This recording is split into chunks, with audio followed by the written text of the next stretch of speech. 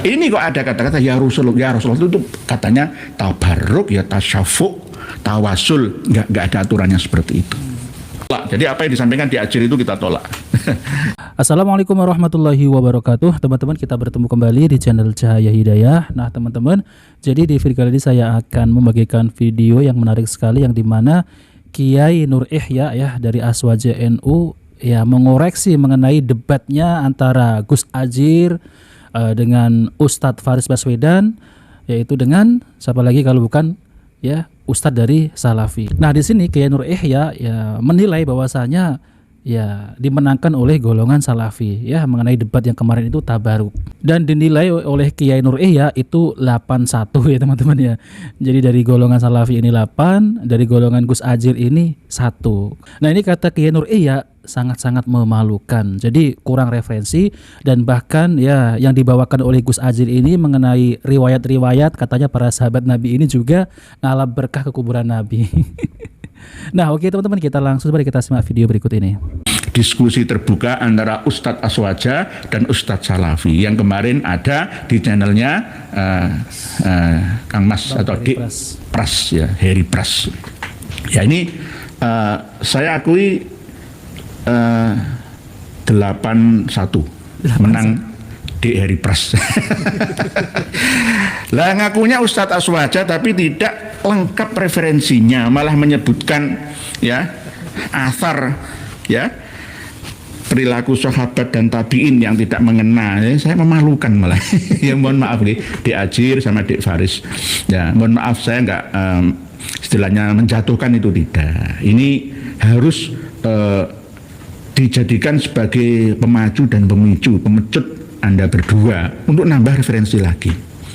Karena yang sampean sampaikan ya Dik Ajir sama Dik Faris itu jelas itu 1 doif, 2 doif jidan, 3 la aslalah bisa maudu'an. Walaupun ada hadisnya sekalipun ya sudah kami telusuri semua itu. Jadi ada 4 dari Dik Ajir, ada 1 dari Dik Faris. Sebenarnya Dik Faris ini kan ya dulunya itu Al-Irsyad ya, kenapa pembela Ba'alawi sekarang ya? Iya juga. Bukan, Baswedan itu Al-Irsyad. Kenapa ya? Saya kadang heran. Dik Ajir itu kan bukan Ba'alawi ya. Kenapa menghamba kepada Ba'alawi? Ya karena gurunya Ba'alawi kemungkinan. Jadi data yang jenengan sampaikan Dik Ajir sama Dik Faris itu jelas mentah, memalukan. Aswaja ngelawan Salafi kalah itu memalukan itu loh. Dalam hal ini 8-1, 8 Dik Heri Pras, 1 Dik Ajir direbut berdua sama Dik Faris. Harusnya ngerti Aswaja ini.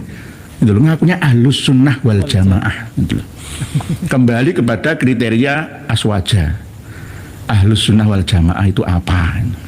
Dari segi ya akidah mengikuti rumusan Abu Hasan Al-Asy'ari, Abu Mansur Al-Maturidi, dan kemungkinan ada tambahan lainnya. Dari unsur fikih ya, ubudiyah, amaliyah, munakahah, mengambil rumusan dari salah satu madzhabul arba'ah atau mungkin salah 2, tergantung adah al-muhkamah.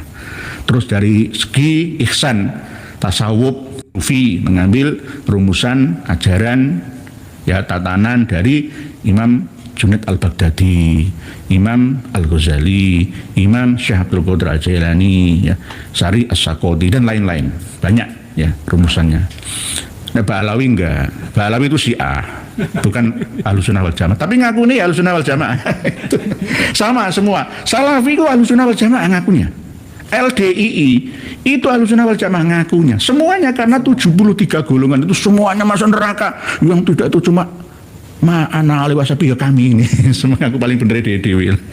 Jadi malam hari ini sebenarnya materinya sangat berat. Ya, tapi saya sampaikan dengan ringan saja, santai.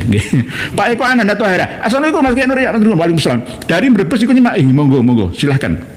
Alhamdulillah sudah dapat buku membongkar khurafat dari nggih, matur suwun, terima kasih nggih bukunya ini nggih. Kami sudah siap, Gus Jazuli juga sudah siap. Banyak yang menuduh kami ini ternyata jualan buku nggak apa-apa. Saya nggak dawir. Profesional bisnis bekerja ya. Ya nggak untung banyak, harganya itu 250.000, kami hanya menjual 210.000 Dari Surabaya ngirim ke Tangerang itu 28.000 loh ya. Tinggal nerima berapa saya? Kalau dihitung bisnis itu rugi, tapi nggak apa-apa. Ini demi dakwah. Ya. Nah, ini tabarukan dengan buku itu bisa, nggak perlu disumpah, enggak dikultuskan, enggak. Quran itu oke, ta'aduban dicium menurut Ibnu Hambal nggak boleh. Tapi kalau dicium untuk menghormati, tidak direndahkan, nggak. Yang penting itu dibaca, dipahami isinya, diamalkan tuntunannya. Gitu loh, aslinya begitu gitu loh. Lah ini misalkan mbok simpen dadine pusaka, orang bawa waca lah ya sama saja. Percuma. Nggih Pak Adnan nggih. Bang Soli aja. Jir kalau lagi nonton lo sowan ke Yai Nur Ihya dan Prof Manakim Ali ben dijewer nggih nggih. Sebenarnya sudah saya siapkan nggih Bang Soli saja. Ini momen yang sangat menegangkan ya dan penting sebenarnya. Tapi ternyata diajar cengengesan gitu loh. Aswaja kok kalah karo Salafi ya baru saat ini saja. Dulu tuh nggak pernah kalah. Gitu. Kalau debat sama Salafi itu. Jadi dalam hal ini saya tidak membela siapa-siapa, tapi menang ya di Heri Pras 8. Diajar sama Dewaris 1. Bukan 80, 81. Karena apa? Secara kritik ilmiah ya. Terhadap riwayat sahabat yang bertabaruk dengan kuburan, yaitu sangat lemah, ya. Apalagi ada yang bernama Malik Ad-Dar. Malik Ad-Dar itu nama aslinya siapa? Dulunya adalah seorang budak yang diangkat oleh Sayyidina Umar untuk mengendalikan urusan makan keluarga lah. Gitu. Jadi Malik itu pemilik atau raja, Ad-Dar itu rumah, mengendali rumah lah, gitu. Bukan pembantu sih, pokoknya ya sekretaris yang mengendalikan ya masalah makan. Enggak ya, juru masak bisa, juru belanja keuangan juga bisa. Nah ini riwayat Malik Ad-Dar tentang seorang yang berdoa meminta kepada ya Rasulullah. Ini yang dijadikan dasar oleh Nahdlatul Ulama ketika beristighosah itu, Allahumma sholli ala Sayyidina Muhammadin qad hilati adrikni ya Rasulullah. Saya nggak setuju. Saya pernah ngarang buku tahun 2000 berapa itu? Tahun 90-an. Saya rubah itu. Allahumma sholli ala Sayyidina Muhammadin qad hilati adrikni ya Rasulullah. Saya tidak mau. Adrikni ya Allah. Bilang gitu. Karena apa? Berdasarkan hadis ini ya Rasulullah, khud biyati adrikni ya Rasulullah. Lah, apa bedanya dengan Wahidiyah? Ya Rasulullah, ya Rasulullah, ya Rasulullah. Ya Sayyidi, ya Rasulullah, ya Sayyid. Jaluk karo Gusti Allah. Wasilah, ya inilah yang namanya wasilah. Antara tawasul, tabaruk, tasyafuk, tanafu itu hampir sama. Yang dimaksud dengan wasilah itu kita beramal soleh, kita bersedekah, kita ngaji bersama, itu adalah wasilah untuk menggapai takoruban. Tujuannya semua apa? Takoruban ilallah dengan yang cara syar'ian dan cara yang ilmiahan gitu loh. Nggih, Pak Mariono Rio, assalamualaikum warahmatullahi wabarakatuh. Nggih, deputi Pak Andrian, setuju ya nggih, siap. Nggih. Jadi sekarang harus diupdate pemahaman ya bahwa tentang ya Rasulullah itu walaupun diriwayatkan nggih dari Ibnu Umar misalkan ya, riwayat Malik Ad-Dar. Lah itu ternyata setelah kami teliti ada kelemahan-kelemahan, kejanggalan-kejanggalan, termasuk ini kalau hadis itu yang mursal. Diletakkan paling bawah sendiri, tidak boleh dipakai karena ada mimpi seorang lelaki yang tidak disebutkan namanya. Nah, ada yang mengatakan laki-laki itu namanya Bilal, macam-macam itu. Jadi ada hadis memang tersebutkan dalam Musnad Ibnu Abi Syaibah, itu ada keterangannya ya. Dalam kitab tersebut ada sanad riwayat yang diriwayatkan oleh Ibnu Abi Syaibah, Abu Muawiyah, Al-Amash, Abu Sholeh As-Samman, ya namanya aslinya Zakwan di dalam kitab Jarh wa Ta'dil. Jarh itu artinya adalah mencela, mengkritisi. Kitab Jarh wa Ta'dil, Jarh wa Ta'dil itu mengkritisi dan memuji, ya. Artinya Jarh itu melukai hati. Ibnu Abi Hatim. Terus Malik Ad-Dar, pengurus makanan keluarga Khalifah Umar, maula atau bekas budak yang dibebaskan beliau. Terus lelaki, an rajulin gitu loh. Sama seperti wa ana yamanin gitu loh, kayak hadis yang dulu pernah disampaikan oleh Diajir itu ya. Itu mursal. Hadis mursal itu ya, letakkan perak paling bawah, paling belakang, nggak perlu dipakai. Ini kok ada kata-kata ya Rasulullah itu katanya tabarruk ya tasyafuk tawasul, nggak ada aturannya seperti itu, nggak benar. Okay. Jadi nanti jenengan jangan menuduh saya Wahabi, Salafi, tidak, saya NU.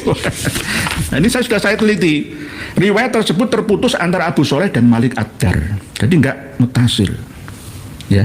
Syekh Nasir As-Sisri mengatakan atau maklul atau terdapat cacat. Pendapat yang benar adalah bahwa riwayat ini mursal. Jadi hadis mursal. Ya. Ini bukan hadis langsung dari Nabi, enggak, ini termasuk athar sahabi. Terputus sanadnya. Al-Khalili wafat tahun 446 Hijriah berkata dalam kitab Al-Irsyad sendiri, yuqalu inna Aba Soleh sami Malik Ad-Dar hadal hadits wal bakuna arsaluhu. Jadi menurut Aba Soleh ada yang mengatakan ini diterima, tetapi kebanyakan hadis ini perawi lainnya mengatakan itu sudah mursal. Malik Ad-Dar ini majhul, tidak diketahui sifat adil dan dobit itu kekuatan hafalannya, sering lupaan. Ini dua syarat sanad yang sahih tidak bisa terpenuhi baginya. Di Malik Ad-Dar ini majhul, tidak jelas. Nah terus mengapa Sayyidina Umar mengangkat beliau sebagai bendahara? Kan alasan lain kan, nggak bisa dijadikan sebagai alasan utama, hujah nggak boleh. Jadi terus lelaki yang dikisahkan juga majhul. Ada riwayat dari Saif bin Umar yang namanya adalah Bilal aslinya. Yurwa al-maudu'at anil isbat wa qalu innahu kana yad'ul hadis. Ini ia meriwayatkan hadis-hadis palsu dari perawi-perawi terpercaya. Jadi menyandarkan hadisnya ini pada perawi yang sikot yang terpercaya. Itu. Kesimpulan bahwa Malik Ad-Dar ini bermasalah dari tiga sisi. Satu, hadisnya mursal antara Abi Soleh dan Malik Ad-Dar, terputus perawinya tidak diketahui. Dua, Malik Ad-Dar ini majhul, tidak diketahui keadaannya dalam adil dan dobet, keadilannya ya, terus tidak kuat ingatannya. Terus yang ketiga, lelaki dalam cerita itu juga majhul, walau disebut namanya di sebuah riwayat, tetapi ini riwayat dari Saif bin Umar yang disepakati lemahnya. Jadi enggak. Sudah kita tolak. Jadi apa yang disampaikan di Ajir itu kita tolak. Mursal hadisnya. Jadi, misalkan kalau dipikir secara ilmiah misalkan, ya Rasulullah, itu nyembah karo Kanjeng Nabi. Mohon maaf loh ya. Oleh sebab itu yang sudah kadung di catatan istighosah Nahdlatul Ulama, Allahumma sholli ala Sayyidina Muhammadin qad khilati adrikni ya Rasulullah. Qad hilati adrikni ya Rasulullah, khudh biyadi adrikni ya Rasulullah, hilangkan, ganti adrikni ya Allah. Jadi biar aman, lebih baik aman daripada itu ya jatuh ke dalam kepleset ke dalam keyakinan yang tidak dibenarkan. Terus kedua alasan dari Ajir, Aisyah, Sayyidatina Aisyah, yaitu melubangi atap kuburan Nabi untuk wasilah supaya turun hujan. Ini pun setelah kami teliti ya tidak sesuai. Syair-syair yang ada disebutkan di situ itu justru sangat lemah. Amr bin Malik An-Nukri ya, ini juga dikatakan oleh Imam Hambali juga lemah. Bertentangan dengan bukti historis di Sahih Bukhari dan Muslim juga. Jadi kesimpulannya sanadnya lemah karena Arim Abu An-Nu'man, dan nanti diserang sama Kang Mas Khozin ya, Ma'ruf Khozin. Wahabi itu mesti golek-golek kelemahannya. Imam Bukhari saja dicari kelemahannya. Ya enggak begitu. Kalau kita sudah pernah ngaji mustalah hadis ya, jarh wa ta'dil juga ya, mestinya ngerti lah gitu loh. Gitu. Jadi menyampaikan segala sesuatu itu harus dari sumber yang benar. Itu supaya kita tidak menyebarkan kesalahan, kebatilan gitu. Bertentangan secara historis bahwa kamar Aisyah sudah ada celah terbuka sejak dulu. Kenapa harus diminta untuk buat celah baru? Toh misalkan sejak tahun 88 sampai 93 Hijriah, pada waktu Raja Umar bin Abdul Aziz berkuasa, itu sudah dipagar lapis 3. Nggak bisa langsung nyentuh makbarah atau makamnya Rasulullah, nggak bisa. Ditembok 2 lapis, ya. Nggak bisa. Ya di tembok itu paling bisa megang tembok, bukan megang makam kuburannya. Itulah. Kalaupun sahih misalkan ya hadisnya Sayyidatina Aisyah ini, tidak ada makna para sahabat bertabaruk dengan kuburan Nabi, nggak ada ceritanya. sahabat Nabi bertabaruk dengan makamnya Kanjeng Nabi, nggak ada. Atau istighosah kepada Nabi, ya Rasulullah, tolonglah aku ya Rasulullah, ini paceklik. Ya, tidak ada hujan di Madinah, tolong ya Rasulullah, melalui kemuliaan engkau turunkanlah hujan dari Allah, mintakanlah kepada Allah. Enggak bisa. Justru Sayyidina Umar ini pernah, Sayyidina Umar itu keluar membawa Sayyidina Abbas, paman Rasulullah, untuk meminta hujan melalui doa beliau. Jadi tawasul kepada Kanjeng Nabi, karena Sayyidina Abbas itu keluarganya Kanjeng Nabi, bukan minta kepada Kanjeng Nabi, tetapi meminta supaya Sayyidina Abbas ini berdoa memohon kepada Ilahi, gitu loh. Untuk meminta hujan melalui doa beliau, bukan meminta kepada Nabi di kubur beliau. Tidak, ini yang sahih, gitu loh. Gitu. Nah, ini namanya ilmiah, ya, tabarukan yang ilmiah, wasilah tasyafu'an, ya, tanafu'an yang ilmiah, dan berisi ibadah. Walaupun takoruban, tapi takoruban mendekatkan diri kepada Allah itu harus benar-benar terarah, nggak boleh ngawuriyah. Nah, ini ada lagi Sayyidina Fatimah tabaruk dengan tanah kuburan Nabi. Nah, ini ada syair-syair. Ternyata setelah kami teliti, syair-syairnya itu dari Syiah. Kemunculan riwayat yang terlambat, ketidakpastian penulis bait syair, ya. Syair itu milik penyair Syiah sebenarnya. Nah, ini campur aduk, ya. Jadi masalah kritik sanad dan lain sebagainya, tolong diajar untuk belajar lagi. Dikatakan sendiri oleh Imam Adzabi, tidak sah riwayat-riwayatnya. Makna riwayat bentuk kesedihan. Jadi Sayyidina Fatimah itu pernah mengambil makam Rasulullah, bentuk kesedihan, bukan wasilah, ya, bukan tabarukan, tapi bentuk kesedihan. Terus ada cerita misalkan Abu Ayyub Al-Ansori meletakkan wajahnya ke makam Nabi misalkan, ya. Nah, ini nggak bisa didasarkan. Jadi kan bagi dasar pertama nggak bisa, ini lemah, sangat lemah, doif jiddan. Jadi begitu, nggih.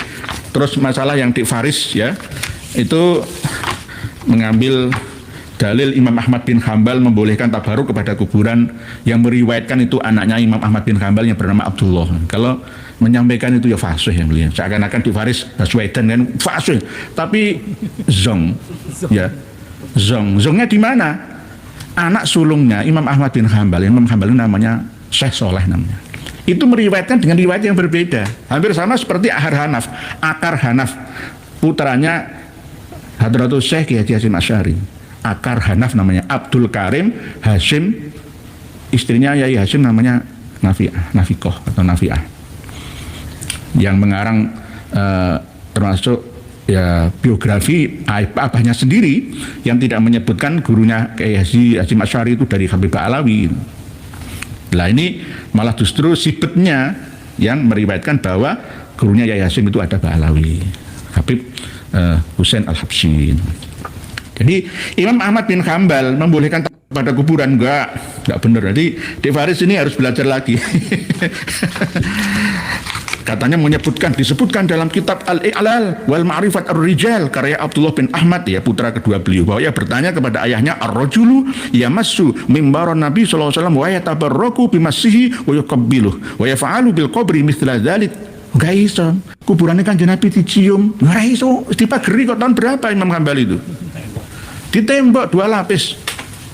Mulai tahun 90-an Hijriah, bukan 90 Masehi, Hijriah.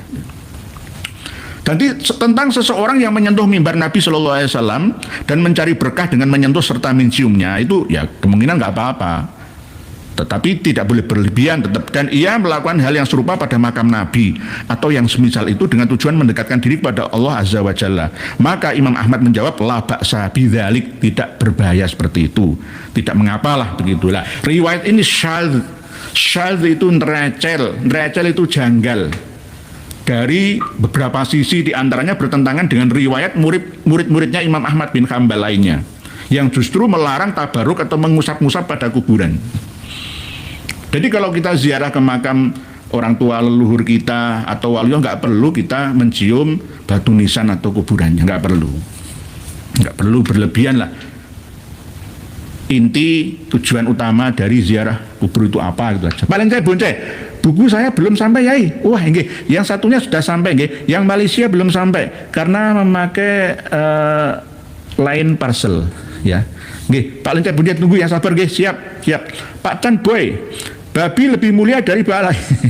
Babi itu juga bisa ditabaruki. Semuanya ada barokahnya, gitu loh. Handphone ini nggak perlu kita sembah-sembah, pun nggak perlu. Tabarukan dengan handphone ya kita menggunakan handphone ini untuk ngaji, membuka channel untuk bisnis, untuk komunikasi, ya, untuk cari referensi, tapi tetap harus digurukan kepada kiai, begitu. Semuanya ada barokahnya. Tabarukan itu ziyadah al-khair, ziyadah manfaah, banyak manfaatnya. Semuanya ada manfaatnya, tidak ada yang batilan, sia-sia. Semuanya. Boleh tabaruki tapi yang ilmiah gitu loh. Jadi kita supaya tidak kalah ya dengan orang-orang China, Rusia, Eropa, Amerika, Inggris, ya kalah kita, kalah. Gara-gara kita sama seperti orang India itu loh ya. Kencingnya sapi aja dibuat tabarukan kok, ya. Bahkan air sapu semuanya lah, ya. Air liurnya resi atau pendeta orang gila DGC ya ditabaruki semua kan. Nah, teman-teman yang dimuliakan oleh Allah Subhanahu wa taala, jadi itulah ya penjelasan dari Kiai Nur Ihya. Jadi teman-teman ya, Kiai Nur Ihya ini bukan dari Salafi ya.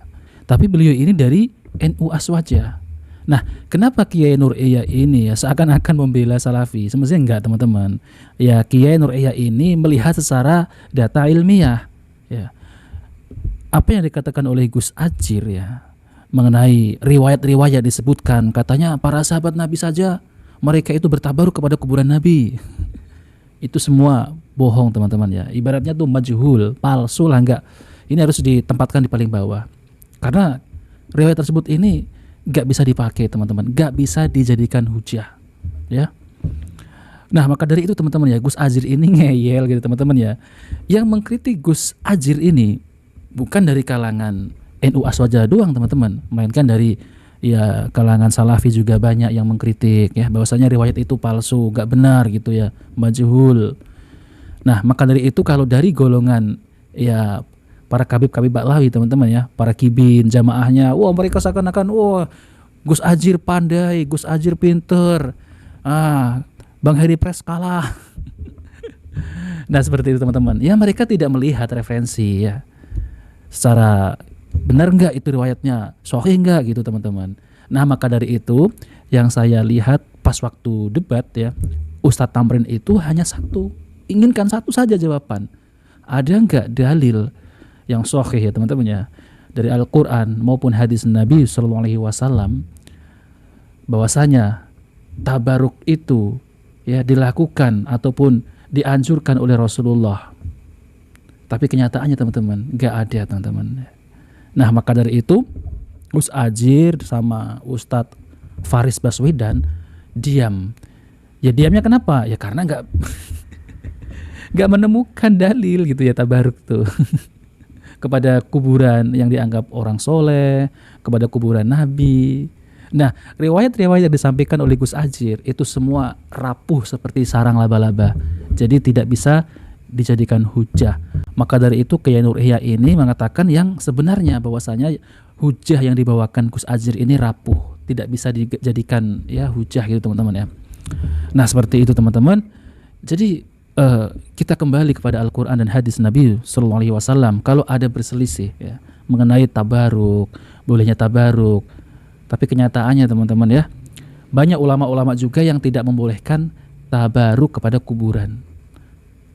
Dan ada juga, kita juga tidak mengingkari, ada ulama juga yang membolehkan. Tapi kalau ada perselisihan, maka kembalikan yaitu Al-Quran maupun hadis Nabi SAW. Mengenai Gus Adjir ini, kalau menurut Kiai Nur Ihya ya 81 gitu.